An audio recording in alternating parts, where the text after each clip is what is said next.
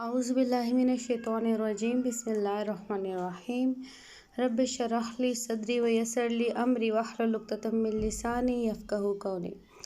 अस्सलाम वालेकुम। मैं उम्मीद करती हूँ कि आप सब खैरियत से होंगे। आज मैंने सोचा है कि मैं वीडियो बनाऊँगी तफ़सीर पे, और जिसको मैं स्टार्ट करूँगी सूरह नमल से। और सूरह नमल से स्टार्ट करने का मकसद ये है कि सूरह नमल मेरी इंस्पायरेशन है। इंस्पायरेशन कैसे है कि मैंने नमल नावल पढ़ा था निम्र अहमद का, अल्लाह ताला उनको बहुत खुश रखें। बहुत ज़बरदस्त नावल है, आप लोग भी ज़रूर पढ़िए। ये नावल अपने पढ़ने वालों को इंस्पायर करता है कि आप कुरान पाक को सीखने की कोशिश करें, समझने की कोशिश करें, और किस तरह से कोशिश करनी है ये भी इस नावल से आपको समझ आएगी, पता लगेगा। मोरओवर मेरा इरादा है कि मैं इस चैनल पे बेसिकली तो मैंने ये व्लॉगिंग के लिए, जो कि मुझे व्लॉगिंग का शौक़ है, उसमें भी ट्रैवल व्लॉगिंग जो है मुझे ज़्यादा पसंद है, तो मैंने चैनल बनाया है उसी के लिए था। लेकिन बाद में मुझे ये हुआ कि एक पॉजिटिव एस्पेक्ट भी सोसाइटी को मिलना चाहिए। अगर आप कोई काम स्टार्ट करते हैं तो that must have some positive effect. इसके दो फ़ायदे हैं, एक तो अमर बिल मारूफ व नही अनिल मुनकर, और दूसरा दीन की इशाअत और तबलीग। देखिए, अपने मकसद हयात को नहीं भूलना चाहिए। ज़िंदगी में आप अपनी ख्वाहिशात को पूरा करें, कुछ भी करें, लेकिन उसके साथ साथ जो आपका मकसद हयात है, जिस काम के लिए अल्लाह ताला ने आपको इस दुनिया में भेजा है, उसको नहीं भूलना चाहिए। ज़िंदगी के मकसद की ख़ासियत असल में ये होती है कि वो कभी पूरा नहीं होता। आपकी डेथ हो जाती है, उसके बाद ये कंटिन्यू रहता है, और इसको कंटिन्यू कोई और जाके करता है। बातें तो करते करते बहुत लंबी हो जाती हैं। मैं सिर्फ ये आपको बताना चाह रही हूँ कि मैं एक कुरान पाक की एक या दो आयत लूँगी, फिर उसका तर्जुमा, और उसके साथ जो मेरी समझ के मुताबिक जो तफसीर मुझे इसकी समझ आती है, दो तीन जो है मुफस्सिरीन की तफसीर जो है वो मैं आप लोगों के साथ शेयर करूँगी, और जो उस आयत की तफसीर से या उसके तर्जुमा से मुझे समझ आता है वो मैं आप लोगों तक पहुँचाऊँगी। क्योंकि ये एक हदीस का मफ़हूम है कि तुम में से बेहतरीन वो है जो कुरान पाक समझे और दूसरों को समझाए। असूलन तो मुझे सूरह अल-हम्द से लेना चाहिए स्टार्ट, लेकिन मैं स्टार्ट ले रही हूँ सूरह नमल से, और इसकी वजह जो है मैं आपको पहले बता चुकी हूँ। मेरी इंस्पायरेशन है नमल नावल, और फिर मैंने सूरह नमल की जो है वो तफसीर स्टार्ट की। ये मेरी सबसे पहली सूरत थी जिसकी मैंने जो है वो तफसीर पढ़ी थी और समझने की कोशिश की थी। अल्हम्दुलिल्लाह मुझे इससे बहुत कुछ हासिल हुआ। स्टार्ट लेने से पहले एक बात मैं आप लोगों से कहना चाहती हूँ, आप प्लीज़ ये बात लिख लीजिए कि मैं कोई आलिमा नहीं हूँ, मैं कोई इस्लामिक स्कॉलर नहीं हूँ, ना ही मैं कोई कारिया हाफिज़ा हूँ जो मुझे इस बारे में इतना इल्म होगा। बहुत एक आम सी बंदी हूँ जिसने बस कुरान पाक को समझने की, अल्लाह ताला के हुक्म के मुताबिक कुरान पाक को समझने की एक छोटी सी काविश शुरू ही की है।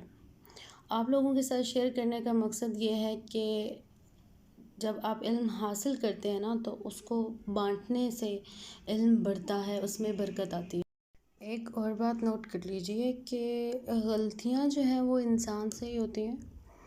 तो अगर किसी भी पॉइंट पे मैं आपको गलत लगूं, कहीं भी किसी भी पॉइंट पे, आप बासानी बिल्कुल फ्रीली आप कह सकते हैं, आप तनकीद कर सकते हैं, आपके पास हक़ है तनकीद करने का। क्योंकि अगर मैं जो है वो किसी आया पे तबसरा कर रही हूँ या उसको देख रही हूँ, समझ रही हूँ, तो वो मेरा पॉइंट ऑफ व्यू होगा, वो मेरी अक्ल के मुताबिक मेरी समझ होगी। लेकिन दुनिया में हज़ारों लोग हैं, हर बंदे की अपनी जो है वो अक्ल होती है, अपनी समझ होती है।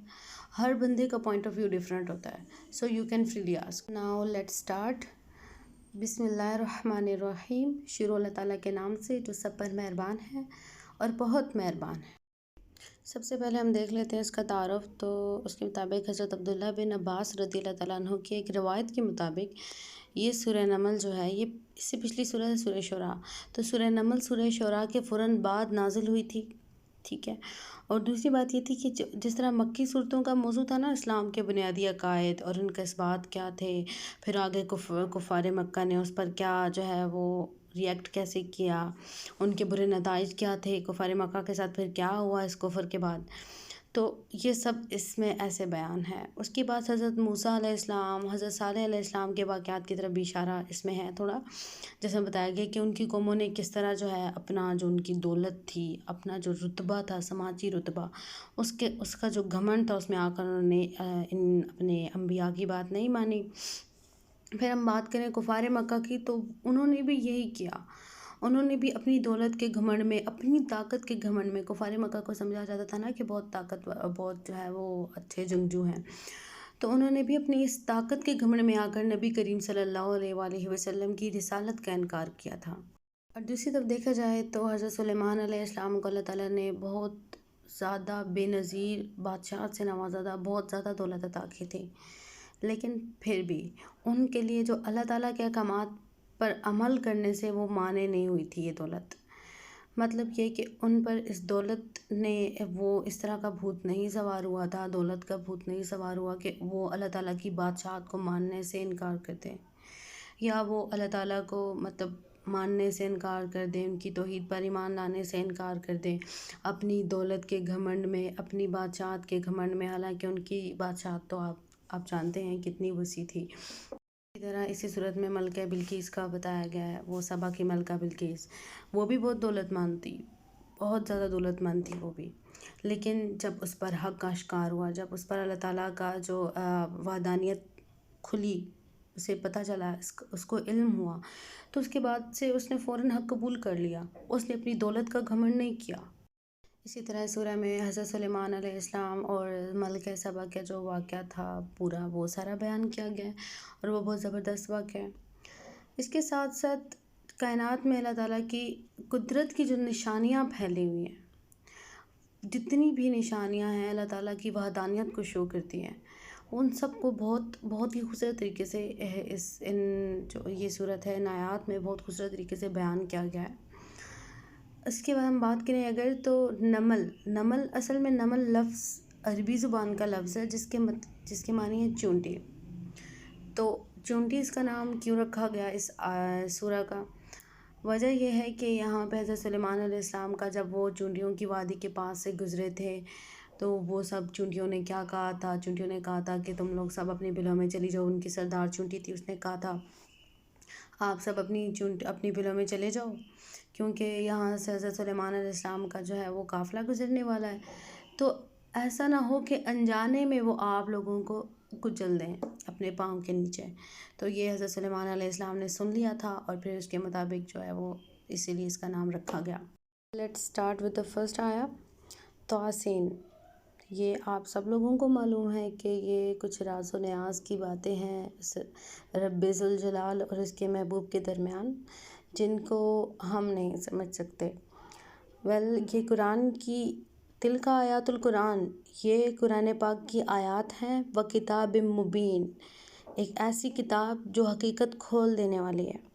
یہ قرآن کی اور ایک ایسی کتاب کی آیتیں ہیں جو حقیقت کھول دینے والی ہے۔ یہ تو سمپل سی بات ہے کہ قرآن کی آیات ہیں، آگے بات ہے کتاب مبین۔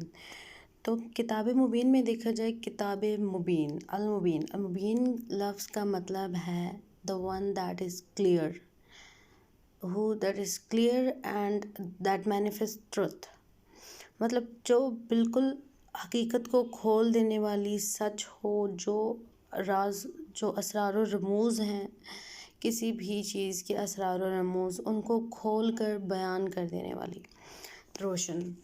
کسی بھی جو قرآن پاک کی تعلیمات ہیں، جو ہمارے پاس اس کے احکامات ہیں، جتنی بھی ہدایات ہمیں قرآن پاک میں ملتی ہیں اللہ تعالیٰ کی طرف سے، ان سب کو کھول کر بیان کرتی ہے، اس کی حقیقت کو، اس کی اصلیت کو بالکل واضح کر دیتی ہے۔ آپ دیکھ سکتے ہیں، اگر دیکھیں یہ قرآن پاک جو ہے نا، وہ یہ بالکل ایک معجزہ ہے، یہ اس طرح کا معجزہ ہے، یہ بہت اسرار و رموز والی کتاب ہے۔ مطلب اگر آپ نے ایک آیا ہے نا، اس کا ترجمہ ایک ٹائم پہ آپ نے کیا اور آپ کو اس کا ایک معنی جو ہے وہ آپ کو سمجھ آیا ہے، and at the next time آپ جب اس کا ترجمہ کریں گے اور آپ جب اس کو سمجھنے کی کوشش کریں گے، بلیو می آپ کی سمجھ میں وہ ایک ڈفرینٹ طریقے سے آئے گی. آپ کو جو پہلے والا معنی ہے وہ ڈفرینٹ ہوگا، جو دوسرا معنی سمجھ آئے گا وہ بالکل ڈفرینٹ ہوگا. تو یہ اس کتاب کے معجزات ہیں، یہ ایسے ہی پراسرار ہے. اس کی تعلیمات، اس کے احکامات، اس میں ہدایات دی گئی ہیں، یہ سب بالکل ایک جیسے اسرار ہوتے ہیں نا، ایسے ہے. مطلب اس کے اسرار و رموز کو سمجھنے کے لیے اللہ تعالیٰ کہتے ہیں نا کہ اس میں عقل والوں کے لیے نشانیاں ہیں. تو اگر عقل کی بات کی جائے تو عقل تو اللہ تعالیٰ نے سبھی کو دی ہے. عقل والوں کے لیے نشانیاں ہیں سے مراد یہ ہے کہ جو اس کو سمجھنے کی کوشش کرتے ہیں ان کے لیے نشانیاں ہیں، جو چاہتے ہیں اس کو سمجھنا ان کے لیے نشانیاں ہیں. دوسری بات اس میں یہ ہے کہ یہ حق اور باطل، سچ اور جھوٹ میں بالکل فرق کر دینے والی ہے. اس کا دوسرا نام الفرقان بھی ہے نا. تو یہ بالکل حق اور باطل کو فرق کر دیتی ہے، بالکل ڈفرینشیٹ کر دیتی ہے، بالکل واضح کر دیتی ہے. ٹھیک ہے. اور تیسری بات یہ کہ یہ کتاب الہی ہے، یہ کلام اللہ تعالیٰ کی طرف سے لکھا گیا ہے. اس کی آیات کو جب آپ پڑھیں گے نا تو یہ سمجھنے میں مدد دیتی ہے. اس کو پڑھنے سے یہ سمجھ آتا ہے کہ یار یہ کسی عام بندے نے نہیں لکھی، یہ کسی نے خود سے گھڑی نہیں ہے، یہ کسی بہت اعلیٰ، کسی بہت عرفہ نے لکھی ہے. اس کی تعظیم اور اس کا سب کچھ آپ کو سمجھ آئے گا جب آپ اس کو غور سے پڑھیں گے، جب آپ اپنی عقل کو استعمال کریں گے، جب آپ ایک آیت لیں گے اور اس کو سمجھنے کی کوشش کریں گے. بلیو می بہت ساری باتیں آپ پر آشکار ہوں گی، بہت ساری چیزیں آپ کو سمجھ آنا شروع ہو جائیں گی.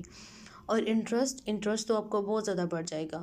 دیکھیں اگر ایک ٹائم پہ آپ اس کو اسٹڈی کر رہے ہیں نا تو at the very next time آپ کو وہ ایک اور معنی میں ملے گی، and in the very next time وہ ایک اور معنی میں ملے گی.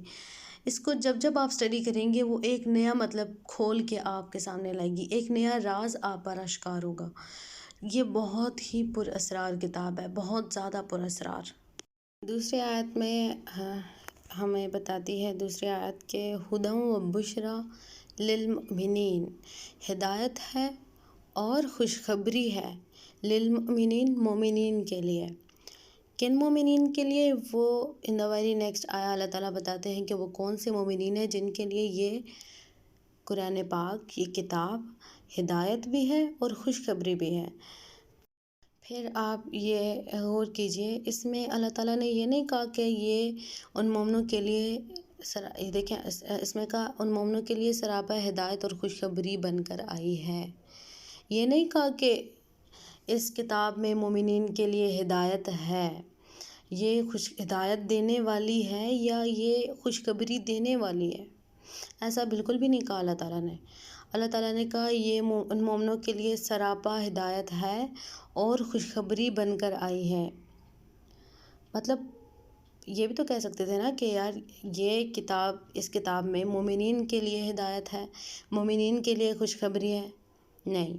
اور ایسا کہنے کا مطلب، ایسے کہنے کی وجہ کیا تھی کہ یہ سراپا ہدایت اور خوشخبری بن کر آئی ہے؟ صرف اس کا مقصد یہ ہے، اس کا مقصد یہ بتانے کا ہے کہ یہ اس اپنی رہنمائی کے وصف میں، اپنی اس خوشخبری دینے کے وصف میں کس درجہ کمال کی ہے، یہ اپنی کس کمال کے درجے پر ہے ان دونوں اوصاف میں. فار ایگزامپل جیسے ایک ایگزامپل لے لیں کہ کوئی بندہ بہت خوبصورت ہے، بہت پیارا، ٹھیک ہے. تو آپ بجائے یہ کہنے کی کہ یار وہ بندہ بہت حسین ہے، آپ کہہ دیتے ہیں یار وہ بندہ تو اسرتا پا حسن ہے. آپ اس کو حسین کہنے کے بجائے ڈائریکٹلی اس کو حسن کہہ دیتے ہیں. اسی طرح اگر کوئی بہت زیادہ سخی ہے، اس کی سخاوت بہت زیادہ مشہور ہے، تو آپ اس کو کہہ دیتے ہیں وہ تو مجسم سخاوت ہے. اس کو سخی کہنے کے بجائے آپ اس کو ڈائریکٹلی مجسم سخاوت کہہ دیتے ہیں، مطلب تھوڑا سا ایگزیجریٹ کر دیتے ہیں. لیکن یہاں پہ ہم اگر بیسیکلی دیکھا جائے اس جگہ پہ کوئی ایگزیجریشن نہیں ہے، یہ ریالٹی ہے کہ قرآن پاک جو ہے وہ خود ایک خوشخبری ہے، بذات خود ایک خوشخبری ہے، خود اپنے آپ میں ہی ہدایت ہے، رہنمائی ہے. اچھا، اب اللہ تعالیٰ نے یہ تو کہہ دیا کہ یہ ہدایت اور خوشخبری ہے۔ ہدایت اور خوشخبری کن لوگوں کے لیے ہے؟ یہاں پہ لفظ یوز ہوا ہے، یہ ان مومنوں کے لیے سراپا ہدایت اور خوشخبری بن کر آئی ہے۔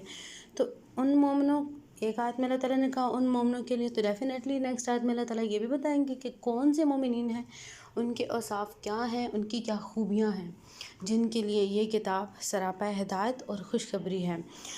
انشاءاللہ ہم نیکسٹ ویڈیو میں اس آیت کو ڈسکس کریں گے۔ یہ ویڈیو تھوڑی سی لمبی ہو گئی چونکہ اس میں تھوڑا سا انٹروڈکشن بھی تھا، تو اس وجہ سے تھوڑی لمبی ہو گئی۔ انشاءاللہ ہم نیکسٹ ویڈیوز میں زیادہ لمبا نہیں کریں گے، چھوٹی چھوٹی ویڈیوز بنائیں گے جس میں ہم اچھے سے چیزوں کو سمجھ بھی لیں گے اور زیادہ ہمارا جو ٹائم اس پہ نہیں لگے گا۔ اور دوسری بات یہ کہ میں ڈیلی بیسس پہ نہیں کر پاؤں گی، میں ویکلی بیسس پہ ویڈیوز اپلوڈ کروں گی تاکہ آپ لوگوں کے لیے بھی آسانی ہو اور میرے لیے بھی آسانی ہو۔ اور دوسری بات جو سب سے پہلے میں نے آپ سے کہا کہ میں کوئی اسلامک اسکالر نہیں ہوں کہ مجھے ان چیزوں کے بارے میں اتنا زیادہ علم ہو، تو میں خود پہلے پورا ویک اسٹڈی کروں گی اس چیز کو، اور ایک ویک کے بعد میں ویڈیو اپلوڈ کروں گی اور اس کو میں آپ لوگوں کے ساتھ شیئر کروں گی۔